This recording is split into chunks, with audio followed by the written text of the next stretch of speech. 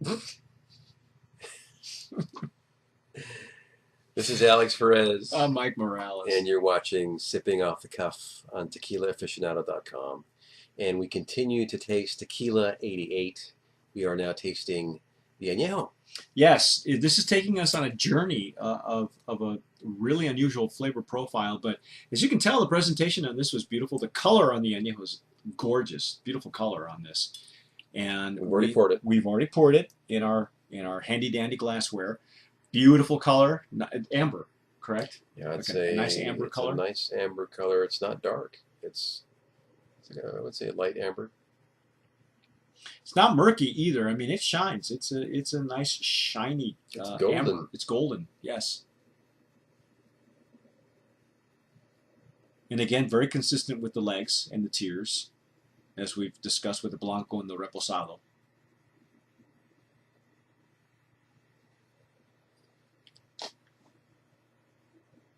Oh, this is way more pleasant. Yeah, the bouquet is. Yeah, the bouquet is there, ladies and gentlemen. The bouquet is there. We found it. We found it. We were looking for it. We couldn't find it in the Blanco and Reposado, but we found it in the Anejo. Yeah.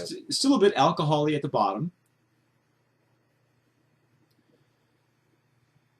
I do get the nuances of some caramel in there. Mm-hmm.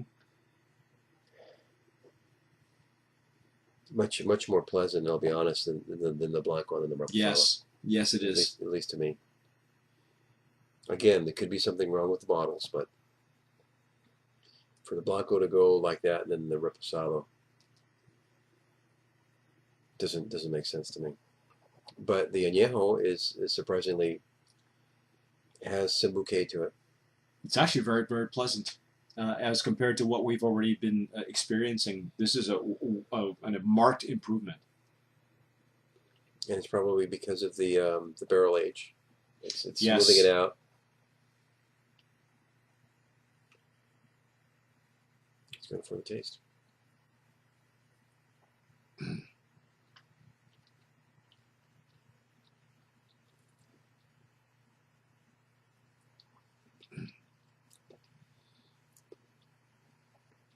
It's got a strong attack. Mm-hmm. It coats the palate well.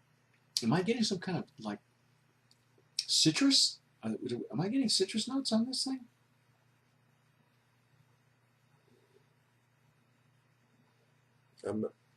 It could be some on the nose, right on the top. The flavor notes on Tequila 88's flavor on their brochure says that you balance with wood, butter, pecan, and vanilla, and I get a lot of those. There's again an unusual flavor profile there that I'm not being able to pick out. I really get. You know what I really get now? It's almost like a whiskey. I think you hit it on the nose earlier. It's a whiskey, isn't it? It's almost leaning towards that, which is kind of strange because it's not typically what you find in the Anejo. You want more of a caramel, wood, cognac-y, if you want to call it that.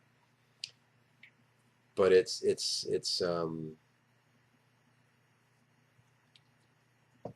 like a whiskey. Is it me or is it? No, I really think that. I mean, take a little sip and just splash it on your palate.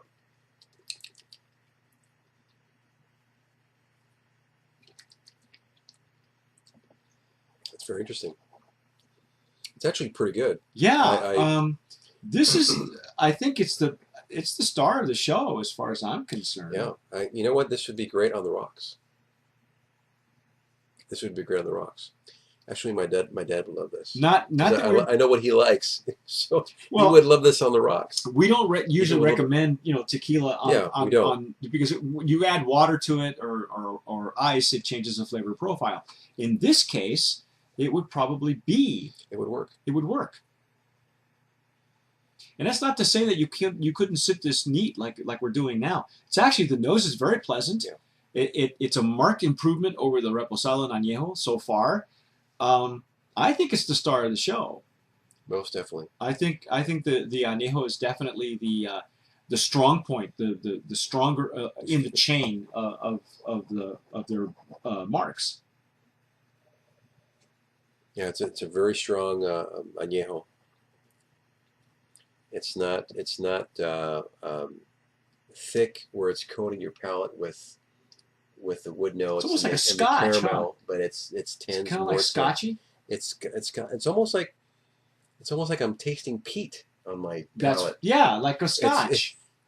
Which is strange. Who's Pete? It's not supposed to. I'm sorry, but no, that's true. It really leans it doesn't towards belong whiskeys. it doesn't belong in here when you think about it. So it's interesting because it doesn't typically belong in the añejo profile. Very rarely will you ever hear that an añejo is as part of the flavor profile. It's peaty. You'll see that written on scotches and whiskeys. It's actually very good. If that's what you're looking for. You're right. I would like to taste this on the rocks. Some of these brands will say, these will shine in a cocktail. This one would probably shine on the rocks, in a rocks glass, similar to a nice rocks glass like this.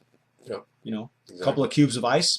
Don't need much else. That cool ball that you can make. Yeah. That melts real slow. That melts real slow, or doesn't change the flavor profile. Yeah. I think the Tequila 88 Añejo is the star of the show. Yeah, this is the star of this collection here. Again, when you have master distillers and you have owners that are trying to come up with their signature recipe or the signature taste. That's the beauty of it. Everybody's palate is different. Mm-hmm. Everybody's palate is different. Sometimes you'll have someone going after a specific market. I really like this añejo, yes. Because I do like Scotch and I do like whiskeys. This would actually be very surprising to someone who is a Scotch drinker, who disrespects tequila. Yes. Because obviously you have those that hold it in very low esteem. Yeah, don't be surprised to see Tequila 88 perhaps in the future exported to India, Asia. I think it would be very, very popular overseas. The flavor profile is different. We're gonna be upfront and tell you that it's not what you expect it to be. But if you're into the Scotch and whiskeys, the peaty ones, I think this one is going to really surprise you. And it's going to surprise a lot of other people too. So that's our take on Tequila 88. Yeah. I'm Mike Morales. I'm Alex Perez. Thanks for watching. This has been Sipping Off the Cuff. And keep watching us. And as always, sip wisely.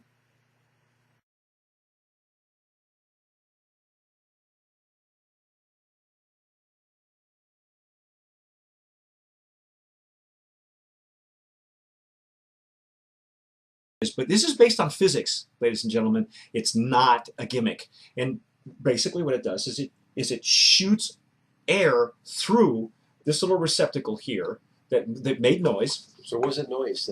It's just oxygen going through. It's just letting it through. There's if you look, so the weight of the liquid is being forced through the. But it's the lever. There's a lever that goes up as opposed to down. See. And that going up forces it to be oxygenated. So now you have an instantly opened up, aerated sample of tequila. The Venturi just opened it up. That's what it did. Yep. How about taste? Let's see what we get.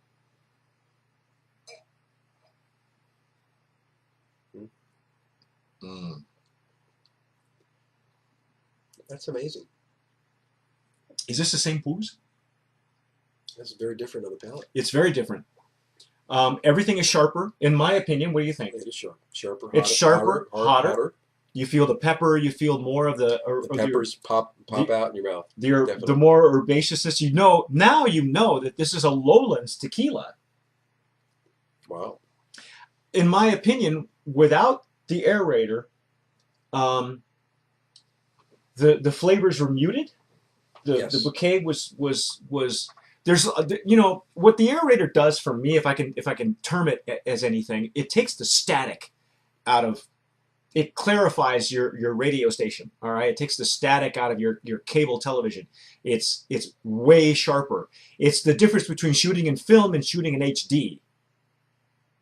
We're tasting in HD, ladies and gentlemen. Tasting in HD. I think You're watching us in HD. we're watching us, and now you're tasting it. If you could get any closer, you'd be able to smell it. So That's give it a exciting. try. Venturi aerators.